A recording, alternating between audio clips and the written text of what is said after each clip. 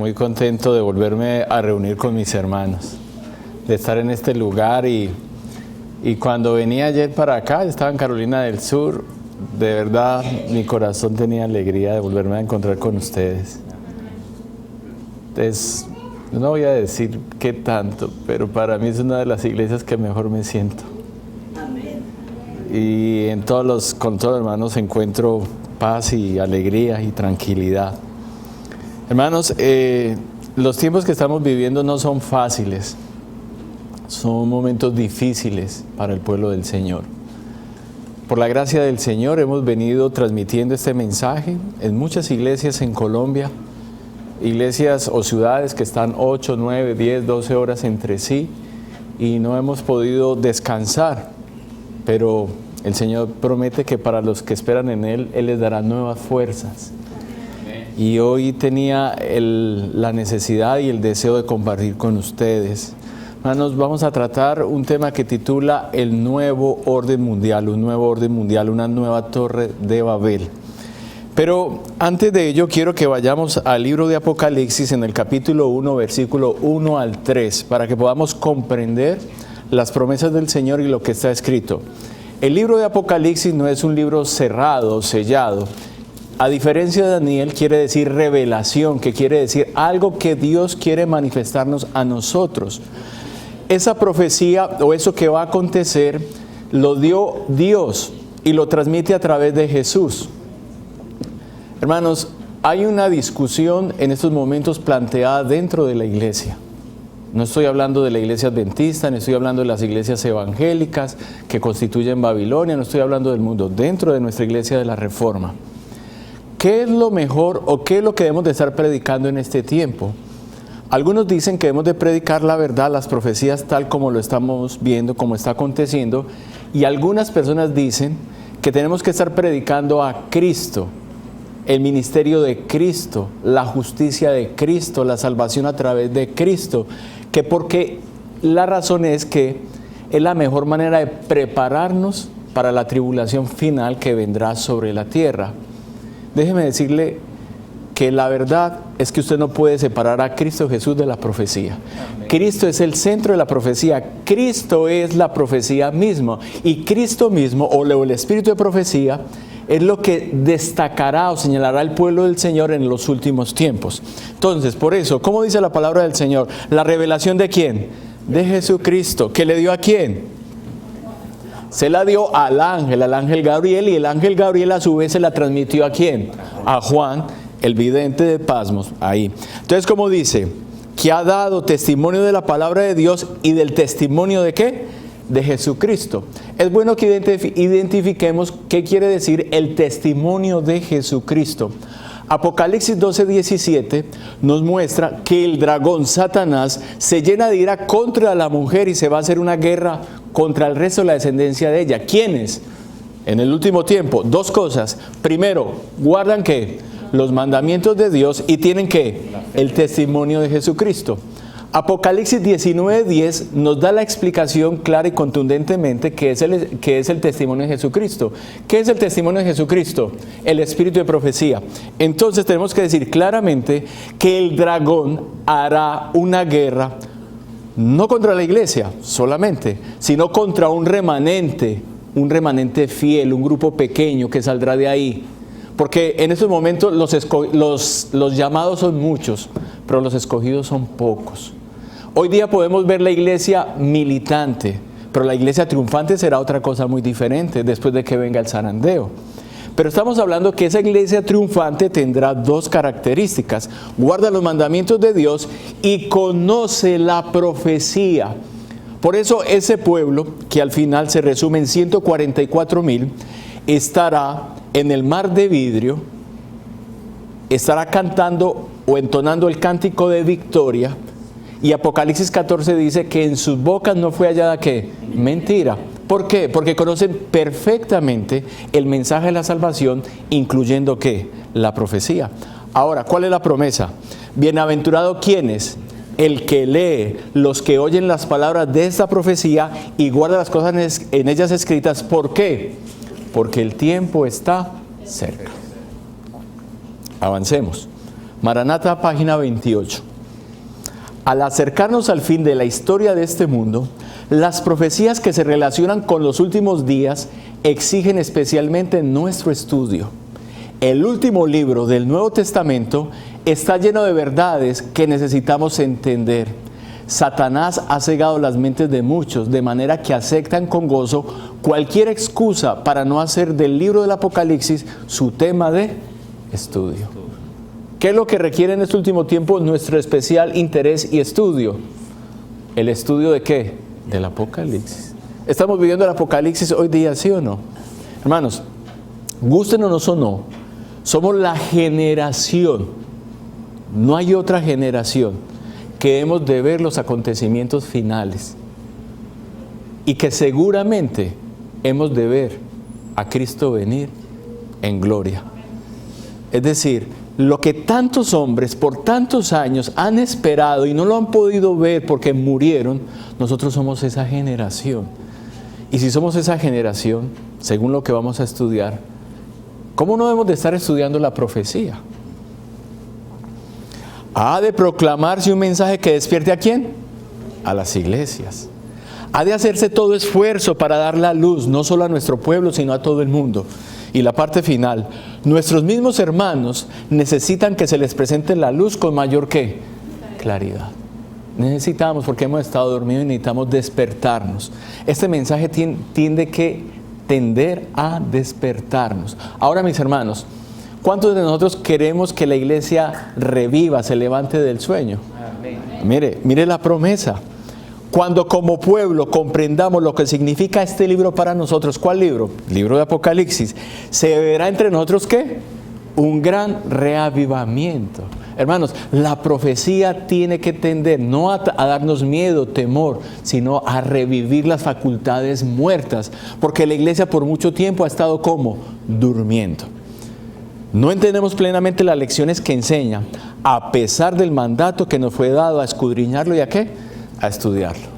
Así es, mis hermanos. Entonces, hermanos, la palabra nuevo orden mundial o la frase nuevo orden mundial, la verdad es que de nuevo no tiene nada. Es tan antiguo como los mismos cielos. Es un término que nos han querido acuñar a través de toda la historia del mundo y en cada tiempo se relanza.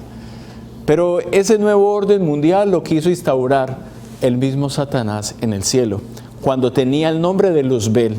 La palabra de Luzbel quiere decir portador de luz, o Luzfer, o Lucifer, portador de luz. Estaba leyendo en el Espíritu de Profecía, en el comentario bíblico de Isaías, el capítulo 14, dice que Dios hizo a Satanás o a Luzbel tan parecido a él como le fue posible. Mi hermano, yo no había leído eso. Y una cosa tremenda. Hizo a Satanás, a Luzbel, tan parecido a Dios como le fue posible. No igual a Dios.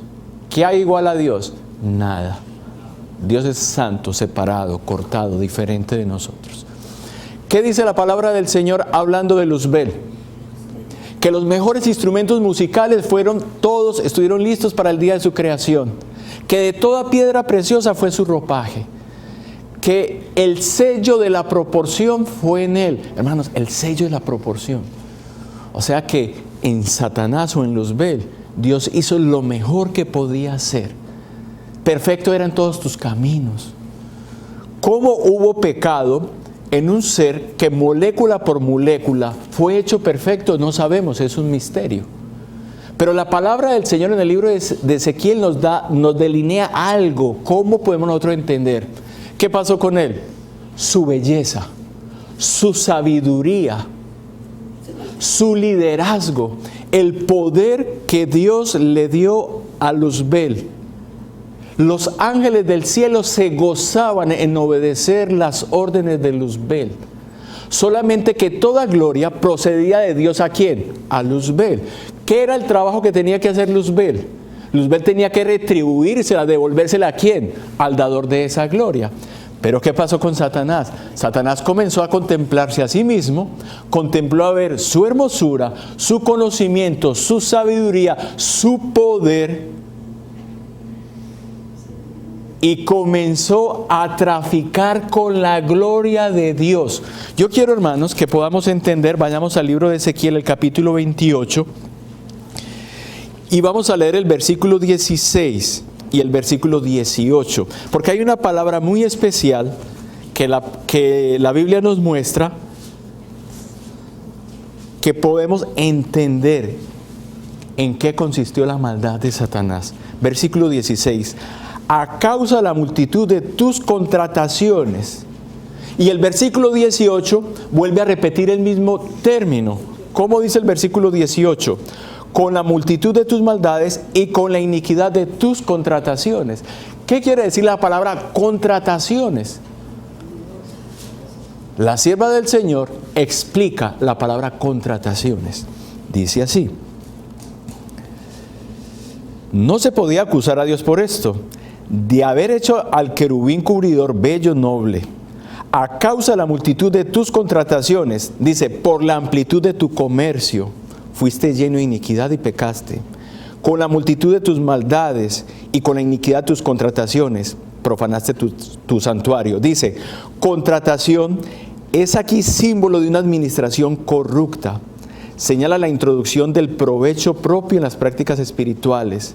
Nada es aceptable delante de Dios en el servicio espiritual, con excepción de los propósitos y obras que son para el bien del universo. Hacer el bien a otros redundará para la gloria de Dios. Entonces el que comenzó a hacer con la gloria que estaba recibiendo de los ángeles, no la devolvió a Dios, sino que comenzó a hacer, a negociar. Por eso el libro de Isaías en el capítulo 14, el versículo 13, dice que él no habló, pero subió a su pensamiento. ¿Cuál fue el pensamiento de Satanás? Voy a hacerle un golpe de estado a Dios. Y ustedes saben que normalmente las personas que viven en Chile, Salvador Allende, Pinochet, cuando quiere hacer un golpe de estado, él no quiere gobernar con el presidente, quiere matar al presidente y usurpar su puesto. Eso fue lo que hubo en el corazón de Satanás, porque él se rebeló, pero él no lo hizo abiertamente. Él comenzó a hacerlo de una forma tranquila, suavecita, comenzó a engañar, dijo que necesitaba mejorar un poco el gobierno de Dios, como que si algo de lo que Dios hiciera estuviera mal, como si Dios necesitara ayuda de algún ser creado. Y comenzó a trabajar sobre la ley de Dios. Digo, si somos ángeles perfectos, hechos de Dios, ¿por qué necesitamos una ley? Eso para los otros mundos, para nosotros no. Y lo que a él no le gustó claramente era la posición que Cristo Jesús ocupaba. Yo no sé cómo puede caber en la mente de una persona tan bien dotada de rebelarse contra su propio Creador. Porque fue el mismo Cristo Jesús quien lo creó a él. La palabra del Señor dice en Colosenses que todas las cosas fueron creadas por él y para él, que sean en el cielo, sean en la tierra. Y eso incluye a Satanás como ángel. Y tenemos que entender que la guerra que él comenzó en el cielo, concretamente la comenzó en contra de Cristo Jesús, porque quería el puesto de Cristo Jesús y quería entrar en los concilios del Padre como Cristo Jesús lo podía hacer. Entonces comenzó a hacer su trabajo y note usted, lo hizo en contra de la ley de Dios. Hermanos, tenemos que entender lo que estamos estudiando. Todo esto es la base. Si queremos comprender lo que hoy día se está viviendo en el mundo, el control mundial que hay, lo que se está planeando, cómo viene una ley dominical, tenemos que comprender la base, porque lo mismo que ocurrió en el cielo es lo que está ocurriendo en la tierra. La palabra del Señor dice que la tercera parte de los ángeles fue engañada por Satanás y le siguieron. Pero hubo una parte muy grande también, muy importante, que no atendió a las sugestiones que hizo Satanás. Ahora la pregunta es, ¿cómo le llamó Satanás a esos ángeles en el cielo que no fueron engañados por él? Hermanos, porque ese mismo término se repetirá en este tiempo para nosotros. ¿Cómo creen ustedes que le llamó? Rebeldes. Término que en poco tiempo se acuñará para nosotros. Y desinteresados de las necesidades que hay en el mundo. Y es la manera como Satanás trabajará y está trabajando. Finalmente, mis hermanos, a los ángeles, a quienes no pudo atraer completamente a su lado, los acusó de ser ¿qué? Indiferentes a los intereses de los seres celestiales. Acusó a los ángeles leales de estar haciendo precisamente la misma labor que él hacía. Finalmente, Dios tuvo que convocar a toda la hueste angelical. Eso está escrito en Historia de la Redención. Dijo, los que estén de parte de Jesús, háganse a un lado, los que estén de parte de Satanás, háganse en otro lado. Y la palabra del Señor dice que hubo una gran batalla en el cielo. Miguel y sus ángeles, Cristo Jesús y sus ángeles luchaban contra Satanás y sus ángeles. Pero ¿qué pasó finalmente? Cristo Jesús y los ángeles fieles tuvieron la victoria. Una guerra, una batalla. ¿La podemos explicar cómo? No. Solamente sabemos que es una batalla. El libro de Patriarcas y Profetas dice que las batallas que se rigen en el cielo son tan reales como las que se rigen ¿en dónde? En la tierra. No hubo más lugar para Satanás y sus ángeles. Fueron arrojados ¿a dónde? A la tierra. Hermanos, después de que Satanás es arrojado a la tierra, viene la creación más parecida a Dios, en la cual Satanás se llenó de odio al saber que Dios tenía una nueva creación, la creación más parecida a Dios, el ser humano. Y Satanás tuvo mucho odio contra esa creación, contra el hombre, por una razón. Y es un misterio que había estado oculto desde el mismo principio. Y es que los hombres, después de que ocuparan o lograran llegar a la perfección, llegar a ser como Dios, o en este caso como los ángeles, entonces ocuparíamos el puesto que Satanás y los ángeles dejaron vacante. ¿Cuál fue una de las razones por las que Dios creó al hombre? Repoblar el cielo. Dios sabía de lo que había acontecido, de lo que iba a acontecer con Satanás. Dios sabía que la tercera parte de los ángeles caería a tierra. Y Dios hizo la creación especial, usted y yo, para que ocupemos ese lugar. Hermanos, entonces Él comienza a traer ese mismo nuevo orden que quiso hacer en el cielo, no lo pudo hacer y lo quiere hacer ¿en dónde? En la tierra. Lo logró parcialmente a través de ¿qué? Del pecado de la humanidad. Pero Dios también prometió que de la simiente prometida, esta simiente aplastaría la cabeza ¿de quién? De la serpiente. Hermanos, es interesante. Dios no había vuelto a hablar con Satanás. Génesis 3:15 es la conversación que Dios tiene con Satanás después de que lo arroja a la tierra. Nosotros creemos muchas veces que esta conversación Dios la tuvo con Adán y Eva cuando les habló de las consecuencias por el pecado, pero realmente Dios le estaba hablando a la serpiente. ¿Qué le dijo Dios a la serpiente? Y pondré enemistad entre ti y la mujer, entre tu simiente y la simiente suya. Esta te herirá en la cabeza y tú le herirás en el calcañar. ¿Qué estaba diciendo Dios a través de su palabra? Que la iglesia que él creía que había ganado, la iglesia de Dios, tendría una enemistad con Satanás a través del Espíritu Santo. Que la simiente de la iglesia, que es Cristo Jesús, ¿qué le haría? Le heriría en la cabeza. Y que la herida que haría Satanás a Cristo Jesús es tan pequeña que es como una herida ¿en dónde? En el talón. Hermanos, y a través de ese momento el mundo sufre una división. El mundo queda dividido en dos grandes grupos: los hijos de Dios y los hijos de ¿quién? De Satanás, los hijos del diablo. Y uno de los hijos del diablo, que la palabra del Señor destaca que Dios mismo le está llamando, el primer poderoso en la tierra, se llama Nimrod. Y Nimrod es un nombre central, vital para lo que estamos estudiando. Porque la palabra del Señor, hablando de Nimrod, dice que Cus engendró a Nimrod. ¿Quién es Cus? ¿Hijo de quién? De Can. ¿Y Can es hijo de quién? De Noé. Entonces estamos hablando que este hombre, Nimrod, era bisnieto de quién? De Noé. De Noé, bisnieto de Noé. Pero la palabra del Señor dice, lo llama que es el primer ¿qué? Poderoso. Es la primera persona que logra encarnar los pensamientos del diablo.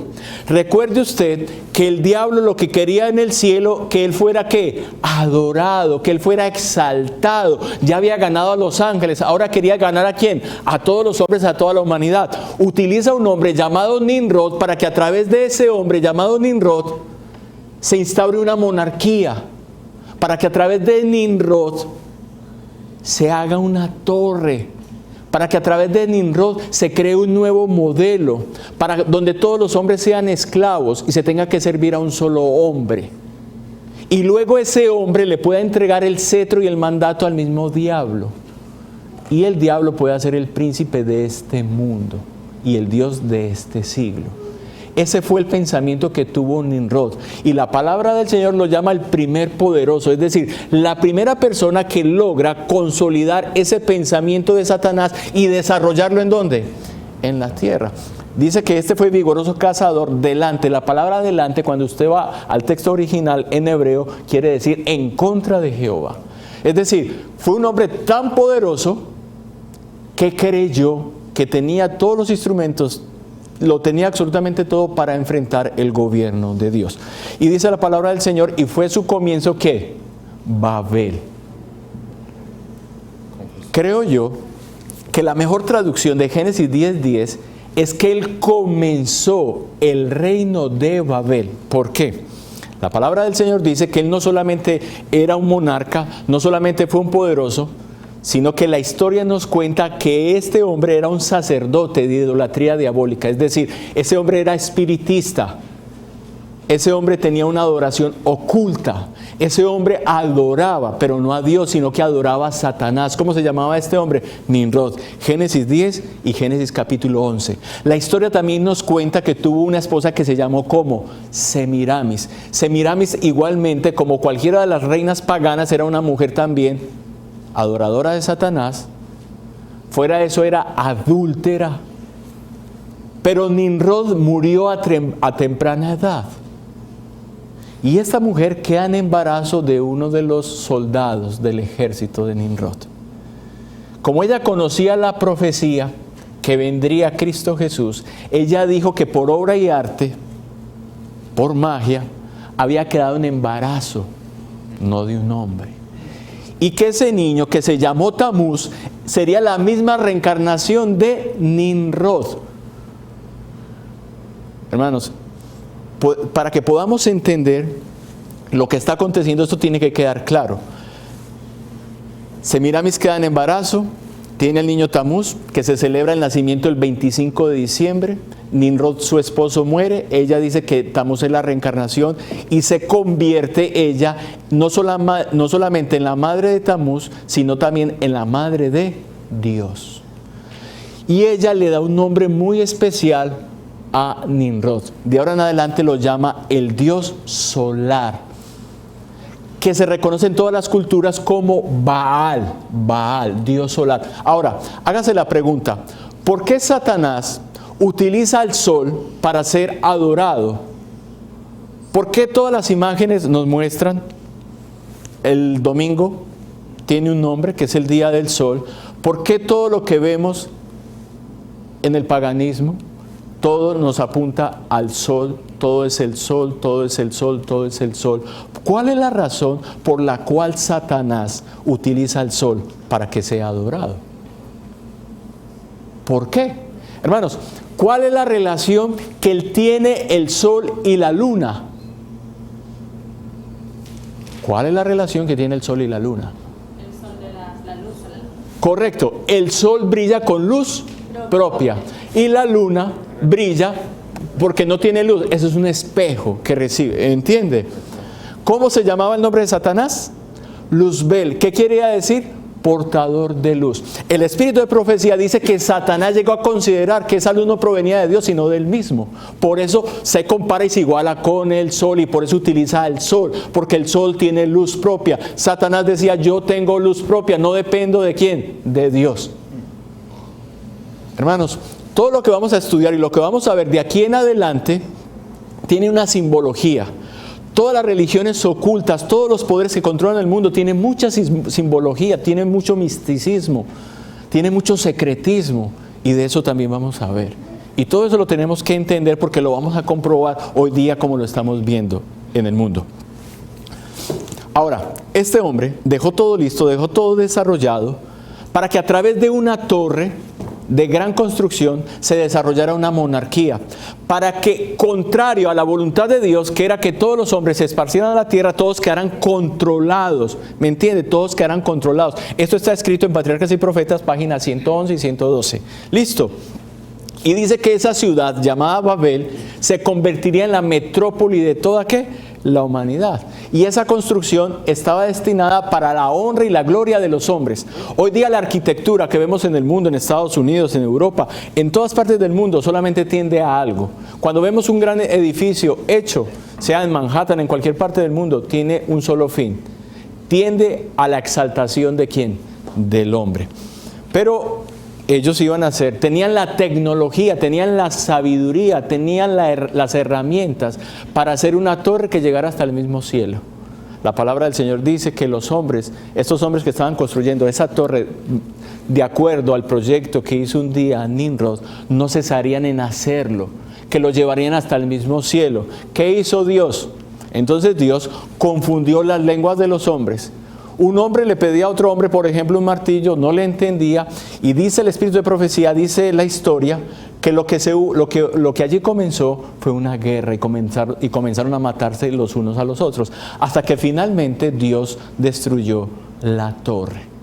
Y se cumplió el propósito de Dios. Los hombres ahora tuvieron que irse y repoblar toda la tierra. Y dice acá en rojo, por esto fue llamado el nombre de aquella ciudad como Babel, porque allí confundió Jehová el lenguaje de toda la tierra. ¿Qué quiere decir la palabra Babel? Confusión. Pero déjeme decirle que se cumplió la voluntad de Dios, pero hubo algo que fue muy negativo. Y tenemos que entender que hasta el día de hoy influye en toda la humanidad. Estos hombres no se fueron solos. La mayoría de los hombres se fueron llenos de paganismo, se fueron llenos del conocimiento de Nimrod, se fueron llenos del conocimiento falso en la humanidad. Y por ejemplo, nació la adoración de la Virgen. Nosotros conocemos la Virgen María, pero si usted mira en cada una de las culturas, siempre hay una Virgen.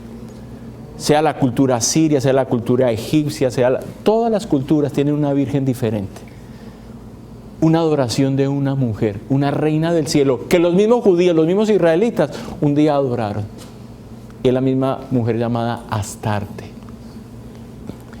Y en cada cultura siempre vemos lo mismo. Entonces, todo ese paganismo se trasladó a todas las naciones y a todos los imperios. Llegamos al libro de Daniel, al capítulo 7.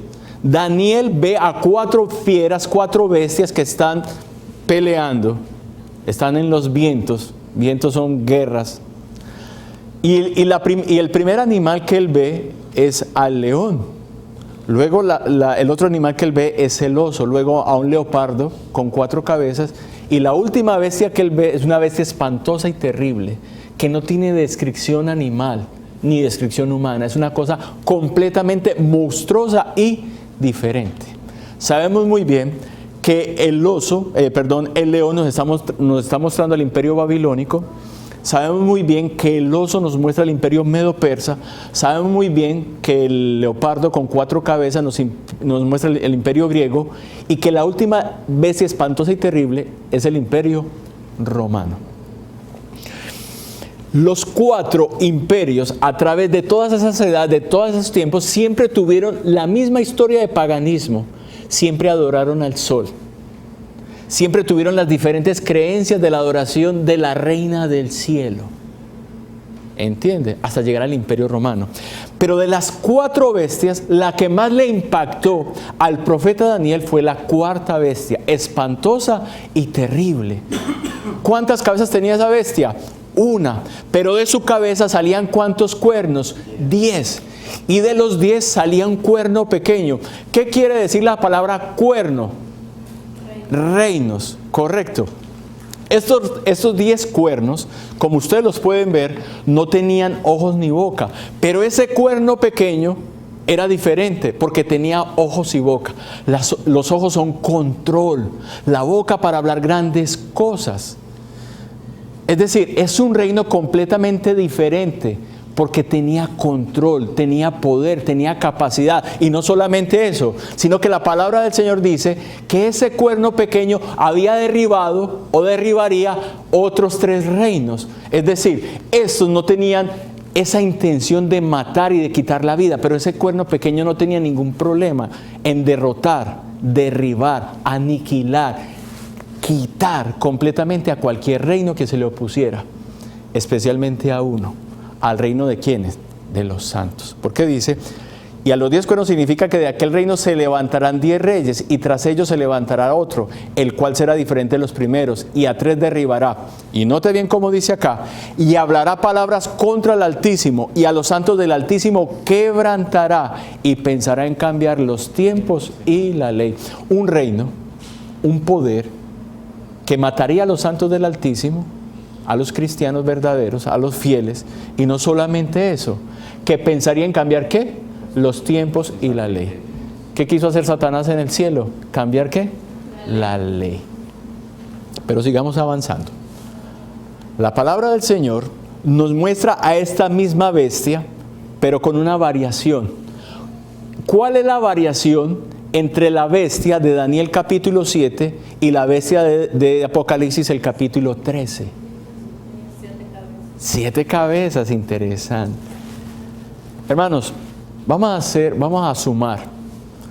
Una cabeza de la bestia, 1. Otra cabeza, ¿cuántas tenía el león? El león, 2. ¿Cuántas cabezas del oso? 3. ¿Cuántas cabezas del imperio griego, del imperio del leopardo? 4. 4 más 3, 7. ¿Qué nos está diciendo eso? Que este poder, este cuerno pequeño, este imperio, sería la suma de todo ese paganismo. Note cómo dice Apocalipsis 13:2. Y la bestia que viera semejante a un ¿qué? Leopardo. Y sus pies como de ¿qué? De oso. Y su boca como de ¿qué? De león. Tenía las mismas 3 cualidades de los primeros 3 imperios. Y lo que se está refiriendo exactamente es que este imperio romano, este cuerno pequeño, es la amalgamación de todo el paganismo que se ha vivido en el mundo. Bien, pero Apocalipsis 13:2 también nos da a nosotros una pista muy interesante. Y lo que nos está diciendo es que el mismo Satanás es quien le da el poder y su trono. Sabemos muy bien que el dragón representa no solamente al imperio romano pagano, sino también representa a Satanás.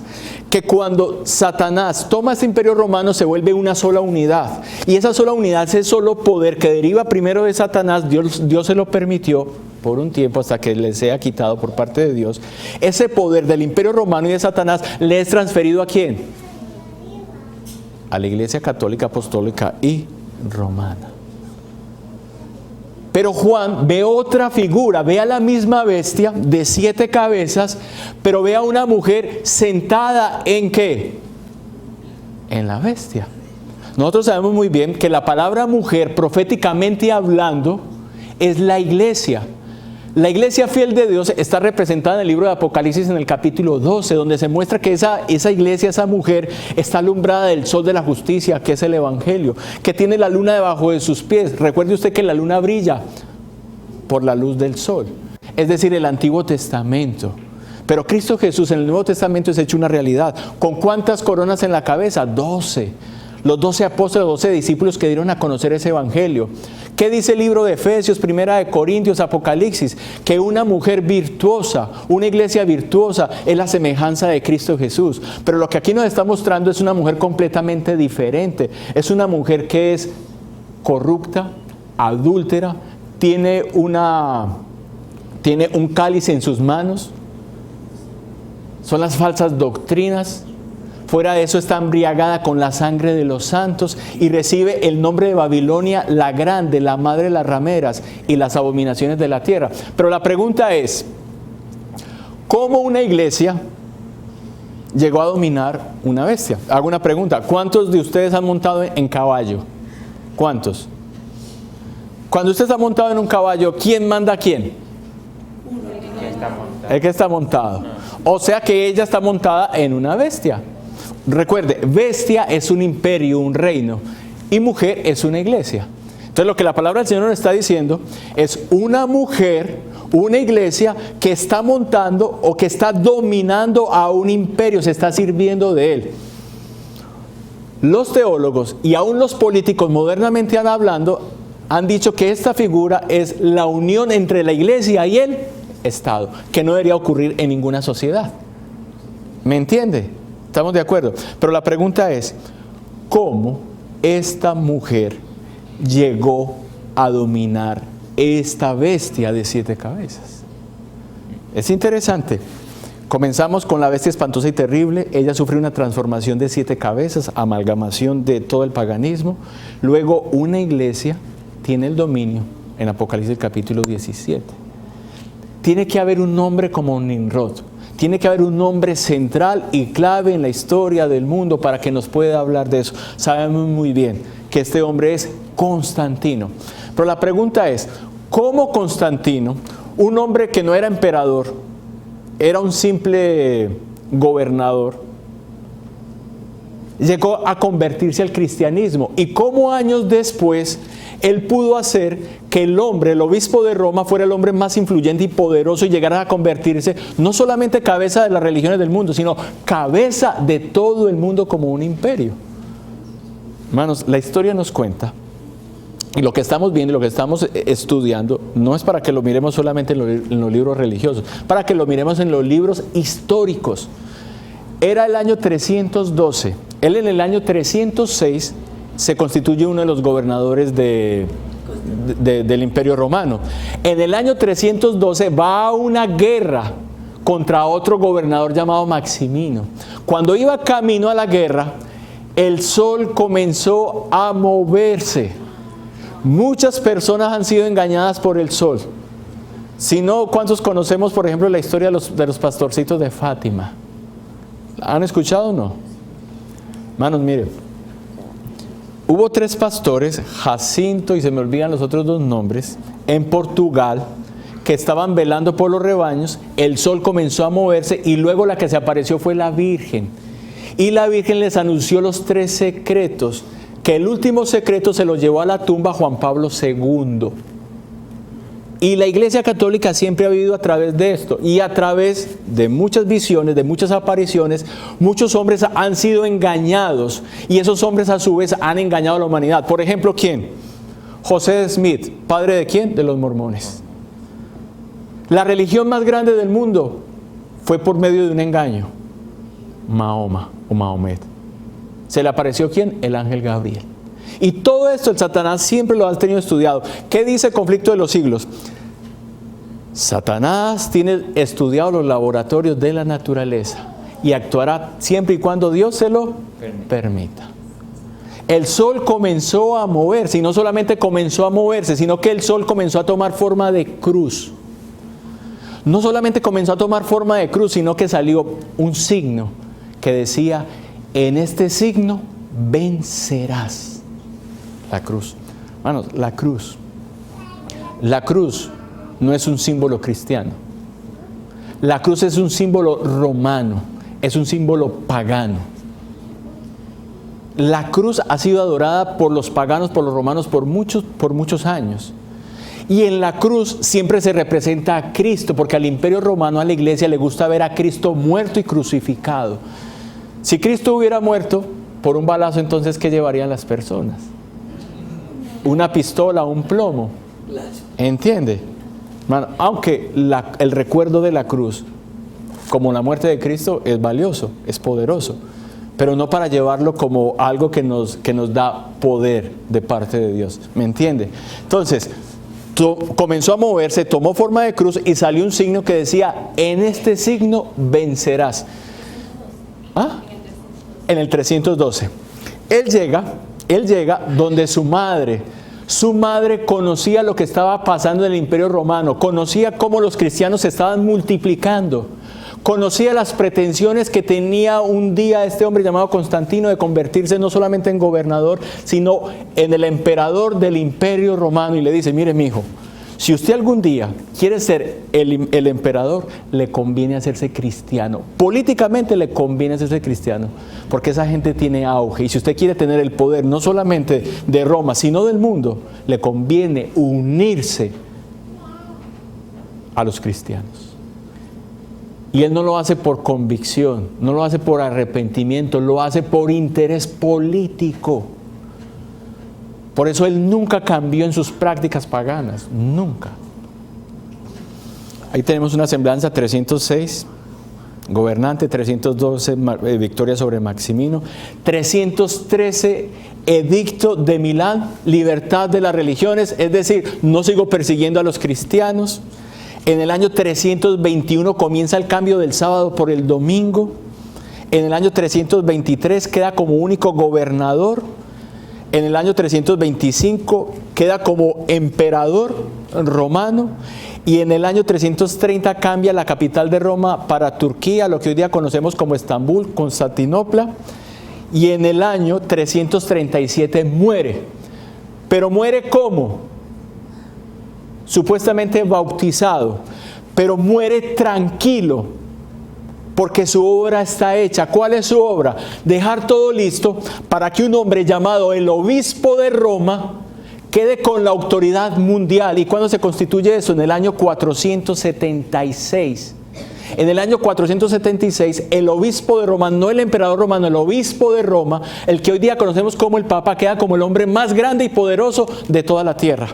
En el año 533 se materializa y se le hace una dignidad y queda revestido como cabeza de todas las iglesias y como única persona que podía traducir, decir y hablar de la palabra del Señor. Y en el año 538, Belisario, su general del obispo de Roma, destruye al último de los enemigos de Roma, la última tribu arriana.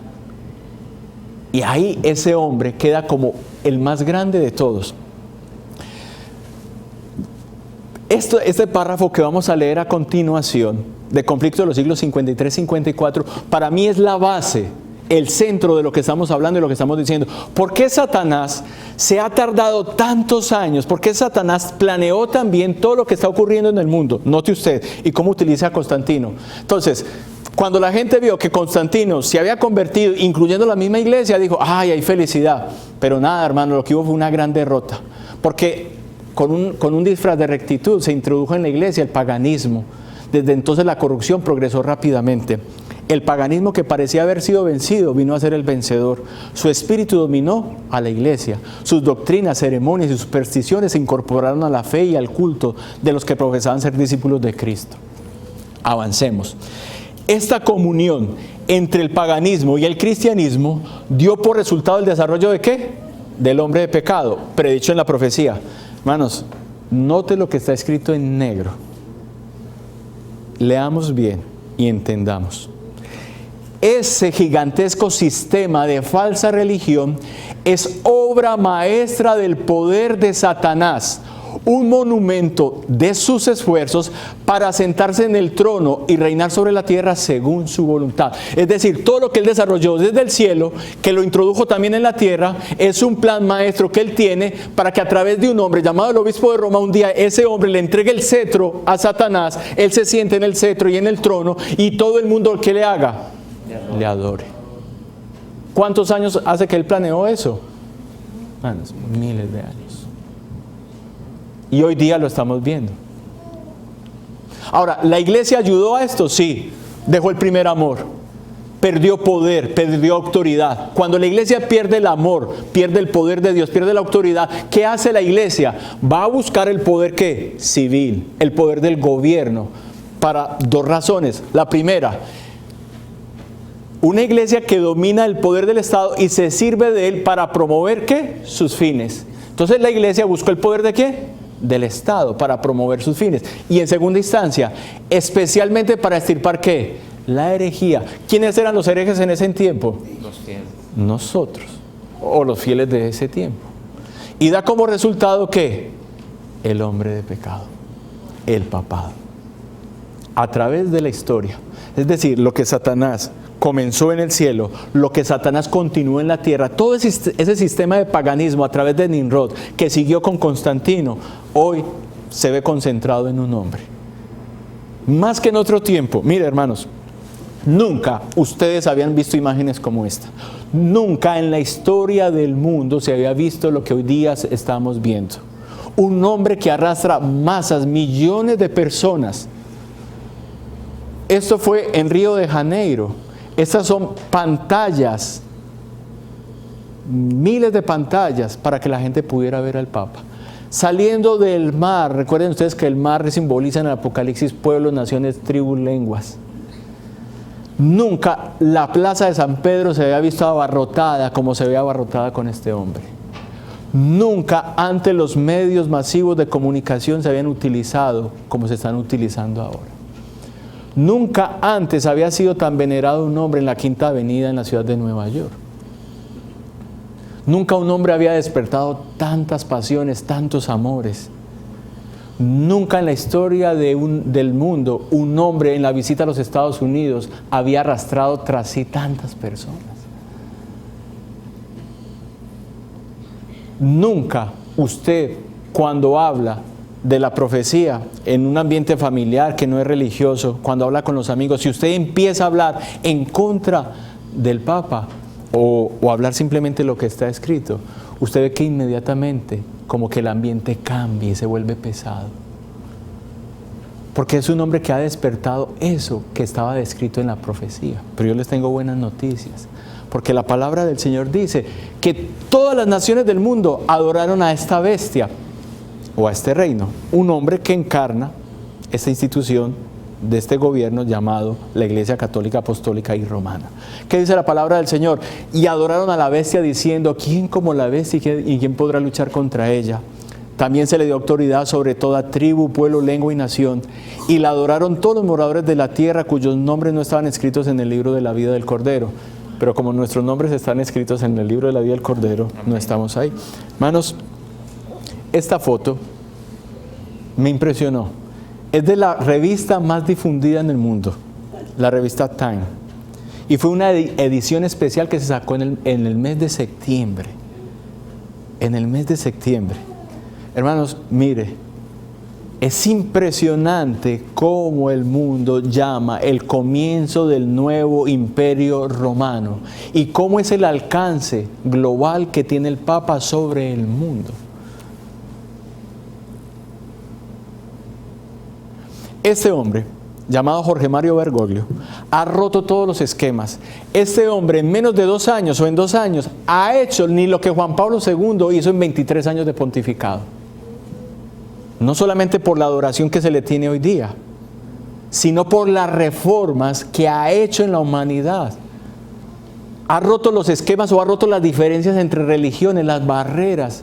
Puede ser usted judío, musulmán, cristiano, pagano, como lo quiera llamar, y todos tienen un buen concepto sobre este hombre.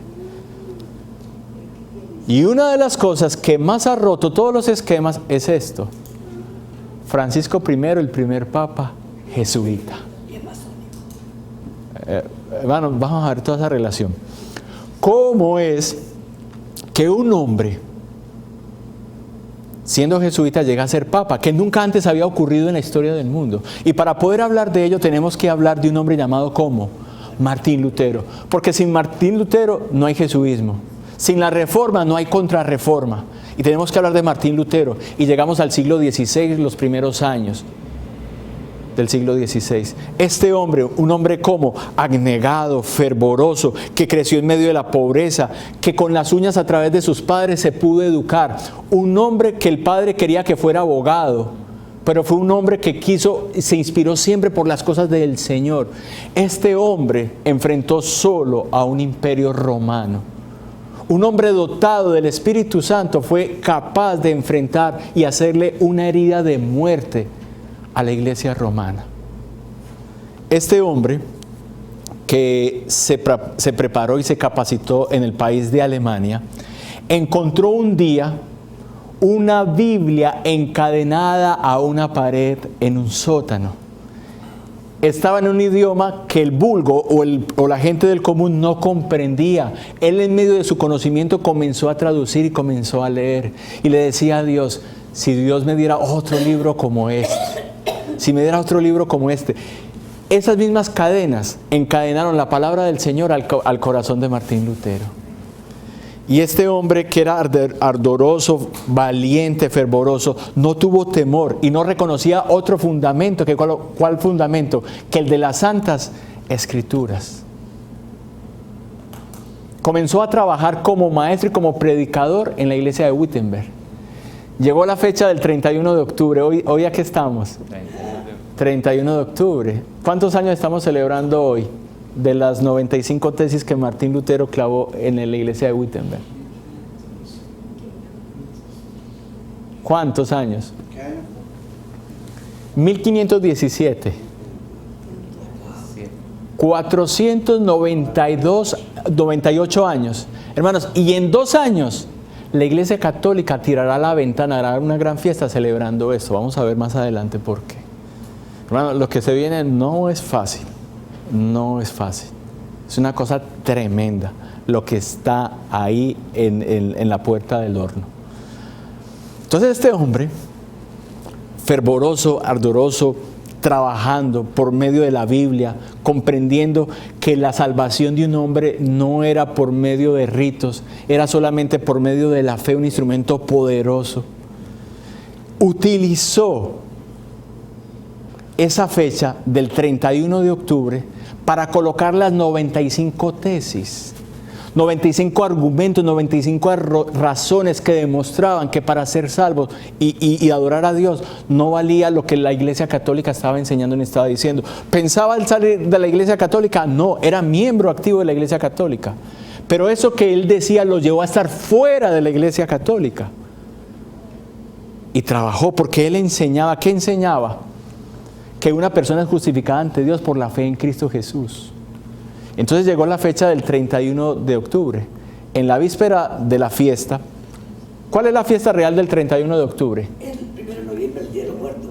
Adoración de los muertos, que se le llamó luego la fiesta de todos los santos, y que hoy he visto pastores evangélicos cristianos y cantantes muy famosos que dicen que se celebre el Halloween. Pero como ese día era de un día de fiesta nacional en Alemania y la gente iba a mirar las reliquias, los santos, y había tanta gente, dijo, hoy es el día preciso, y colocó las 95 tesis. Y eso causó una división, y de ahí sale el nombre protestante, porque años después los príncipes alemanes, siendo llamados por el evangelio que predicaba Martín Lutero, se unieron al cristianismo y hicieron una protesta contra el rey Carlos. Y ahí sale el nombre protestante. Entonces, mis hermanos, si usted y yo no somos como Martín Lutero, no somos verdaderos cristianos. Si usted y yo no somos como Martín Lutero, no somos reformadores. Y si usted y yo no somos como Martín Lutero, no somos protestantes. Y nosotros somos cristianos, reformadores y protestantes.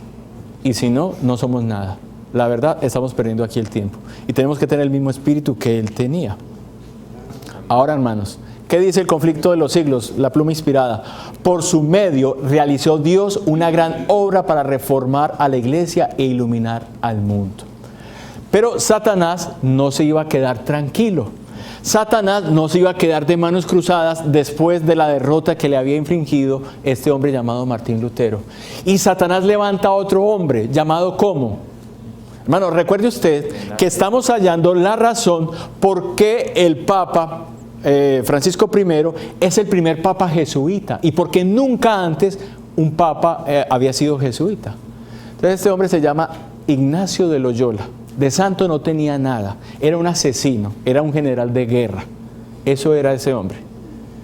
Y este hombre instaura o trae algo llamado como la contrarreforma. Es decir, lo que iba a combatir la reforma ¿de quién? De Martín Lutero. Hermanos, pero este es el símbolo de los jesuitas. ¿Qué usted ve aquí? El sol. Y usted ve 3 letras y ve la cruz. ¿Sabe qué quiere decir estas 3 letras? En este signo vencerás. Las mismas formas que tomó el sol cuando Constantino es lo que toma este hombre. Eso es lo que quiere decir la I, la H y la S. En este signo vencerás. Y entonces este hombre llega a la fecha del año 1522. ¿Quién se le aparece en visión? El diablo. Bueno, la Virgen. Creo que aquí no hay ningún católico, creyente o practicante, porque si lo hubiera hay que hacer varias aclaraciones. Lo decimos con amor. O sea, aquí estamos en familia, podemos hablar claramente, pero siempre que hemos hablado he explicado, porque nos han visitado en estas conferencias muchos católicos y explicamos que el amor por la Virgen está.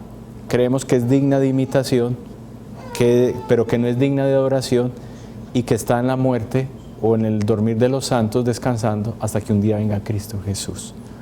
Entonces se le apareció la Virgen, y la Virgen le da la orden a él de crear un grupo selecto que combata específicamente a los protestantes y a los reformadores verdaderos cristianos.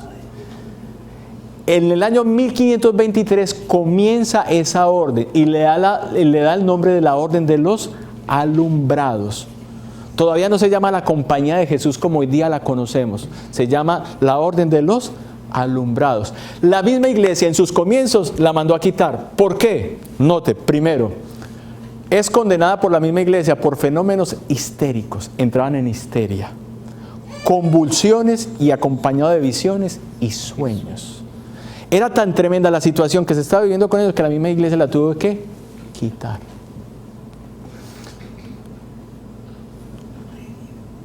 Ignacio Loyola nace en 1491 en España. Creó una organización discreta para controlar las mentes de los líderes europeos por medio de hipnosis, brujería, hechicería y control mental. Esta, hermanos, es la tapa, la carátula del libro de las meditaciones o los ejercicios espirituales de San Ignacio de Loyola. Ustedes lo pueden conseguir. Usted tiene que ayunar, usted tiene que prepararse, y durante 30 días, un mes completo, usted se tiene que someter al plan riguroso de lo que está escrito en el libro. Y durante esos 30 días usted recibe un lavado de cerebro. Hermanos, un lavado de cerebro tremendo. Lo vamos a ver. Gracias al Señor, el cielo, el Espíritu de Profecía habló de ellos. Y la hermana tuvo visiones con un grupo de ellos. Y estaba hablando de la iglesia. Y estaba hablando de hombres que estaban infiltrados dentro de la misma iglesia. De los jesuitas, porque los jesuitas hoy día lo han infiltrado absolutamente todo. Pero en medio de esos ejercicios espirituales, del control mental que ellos tienen, noten ustedes cuáles eran las principales razones. Primero, esas enseñanzas incluyen apoyo a las cruzadas, es decir, la muerte de los judíos y de los musulmanes para poder obtener Jerusalén. Oraciones a María, absoluta obediencia a sus superiores. Y note lo que dice acá: un vehemente deseo de defender el cristianismo católico de las ideas de la Reforma protestante. Eso es lo que se imprime en el corazón de todos los jesuitas. Un odio feroz, un odio completo, perfecto hacia los protestantes. ¿Cómo funcionan ellos? Como cualquier organización secreta, como cualquier iglesia, sociedad secreta. ¿Por medio de qué? Grados. La masonería se llega hasta el último grado, el grado 33. Ritos de iniciación que no son dignos de ser mencionados. Elaborados rituales y símbolos esotéricos. Recuerden ustedes que el mismo Papa los había mandado a quitar, pero llega la fecha del año 1534. Y ahí ya reciben el nombre que hoy día lo conocemos como la Compañía de Jesús, año 1534. Y en el año 1540, el Papa Pablo III le da la bendición a este hombre. Y oficialmente queda inaugurada la Compañía de Jesús. Año 1543. 3 años después, comienza un concilio que ha de durar 17 años, casi 20 años. Ese concilio es llamado como el Concilio de Trento. ¿En qué se basó ese Concilio de Trento? A través del Papa, a través de los jesuitas. Estudiar, planear, cómo destruir, cómo quitar de la faz de la tierra a todos los protestantes y reformadores.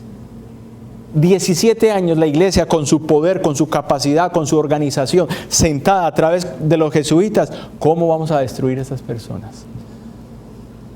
Y ahí colocaron sus planes y los echaron a andar. Pero antes de usted hacerse jesuita, usted tiene que pasar por un pacto. Y es un pacto de sangre. Y si usted no lo cumple, muere. Y uno de los votos que ellos hacen es el siguiente. Yo, la persona, ahora en la presencia del Dios Todopoderoso, la bendita Virgen María, el bendito San Juan el Bautista, los santos apóstoles, San Pedro y San Pablo y todos los santos y sagrados huestes del cielo, el general superior de la Sociedad de Jesús, fundada por San Ignacio de Loyola, declaro y juro que su santidad el Papa es vicegerente de Cristo y es el verdadero y única cabeza de la Iglesia Católica Universal por toda la tierra. Él, el Papa, tiene poder para destronar herejes, ya sean reyes, príncipes, estados, mancomunidades, gobiernos, y ellos sean ciertamente destruidos. Yo además de esto prometo y declaro que cuando la oportunidad se me presente, haré y pelearé una guerra incesante, secreta y abierta contra todos los herejes protestantes, como sea dirigido a hacerlo, extirparlos de toda la faz de la tierra, y que yo no perdonaré ni edad, sexo o condición, y que yo ahorcaré, quemaré, destruiré, herviré, despellejaré, estrangularé, enterraré vivos a estos infames herejes, rasgaré los estómagos y vientres de sus mujeres, y machacaré la cabeza de sus infantes contra la pared, para poder aniquilar su execrable raza, que cuando lo mismo no pueda ser hecho abiertamente, yo secretamente usaré la copa del veneno, la cuerda de la estrangulación, el acero de la daga, el plomo de la bala, sin importar el honor, rango, dignidad o autoridad de las personas. Ese es uno de los votos, porque son muchos los votos que ellos tienen. Hermanos, mire, pero, o sea, yo esto no lo estoy sacando de la religión. Es más, mucha de la información que aquí estamos mirando está en la misma enciclopedia católica. Y dicen que los libros que ellos tienen ocultos pueden ser kilómetros y kilómetros. Pero decía que gracias al Señor, la palabra del Señor, el espíritu de profecía, habló de estos hombres.